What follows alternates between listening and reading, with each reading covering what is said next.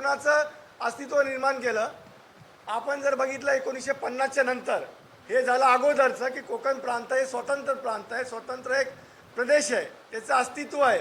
तसं या महाराष्ट्रामध्ये 5 प्रांत आहे मिळून एक महाराष्ट्र झाला आहे. पश्चिम महाराष्ट्र, खानदेश, विदर्भ, कोकण असे 5 भाग या महाराष्ट्राचे आहेत आणि असा मिळून हा संपूर्ण महाराष्ट्र झाला आहे. 1950 साली जसा आज देश आहे तसा हा पूर्वीचा देश असा नव्हता, कारण त्यावेळी छोटी छोटी राज्ये नव्हती. तर मग कशी होती प्रशासन राबवण्यासाठी आपल्याला माहिती आहे की 4 विभागात हे देश या देशाचे 4 भाग केले होते. ABCD. ए विभागात ब्रिटिशांच्या आधिपत्याखाली गव्हर्नरच्या आधिपत्याखालील राज्य.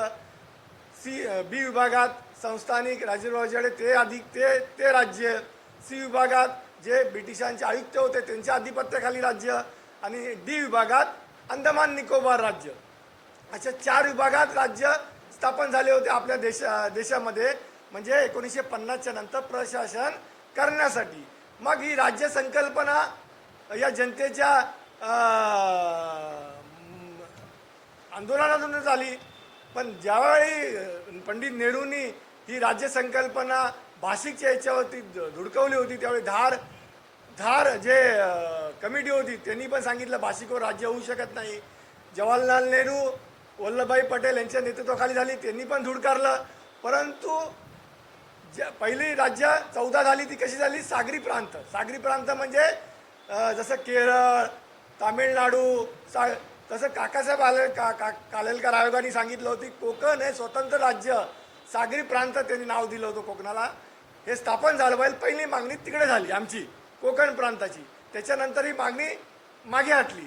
म्हणजे अशा त्याच्यानंतर आंध्र प्रदेशामध्ये भाषिक राज्य व्हावं, मी राज्यावर येतोय, भाषिक राज्य व्हावं म्हणून आंदोलन झालं. श्रीरामलू म्हणून जे आंध्राचे जे प्रमुख नेते होते त्यांनी उपोषण केलं आणि उपोषणामध्ये फार मोठे दंगली झाल्या. आंध्रामध्ये जो मद्रास स्टेटचा एक भाग होता, जसं मुंबई स्टेट आपली होती, बॉम्बे स्टेट होती, तसं तिथे मद्रास स्टेट होतं सागरी मार्ग म्हणून. आणि मग श्रीरामलू यांचा 56व्या दिवशी मृत्यू झाला. आणि त्यावेळी नेहरू सरकारने फजल अली रहमान राज्य पुनर्रचना आयोगाची स्थापना केली. आणि ह्या पुनर्रचना आयोगाने काय सांगितलं की भाषिक नुसतं करता येणार नाही, तर तुम्हाला इतर भाषिक पण राज्यातली लोक तुमच्या राज्यामध्ये समाविष्ट करावे लागतील. हे घटना दुरुस्ती करून दिली.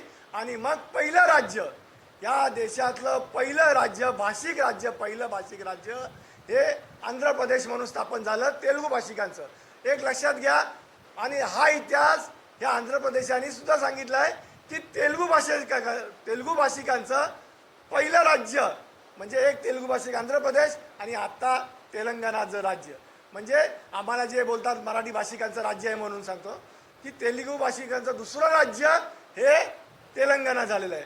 अशा पद्धतीने ह्या देशामध्ये 29 राज्य आणि 9 केंद्रशासित प्रदेश हे राज्य स्थापन झाली. आज जर बघितलं तर आज 28 राज्य आहेत. म्हणजे काश्मीर राज्याचा दर्जा कमी केला म्हणून मी सांगतो 28 झाली.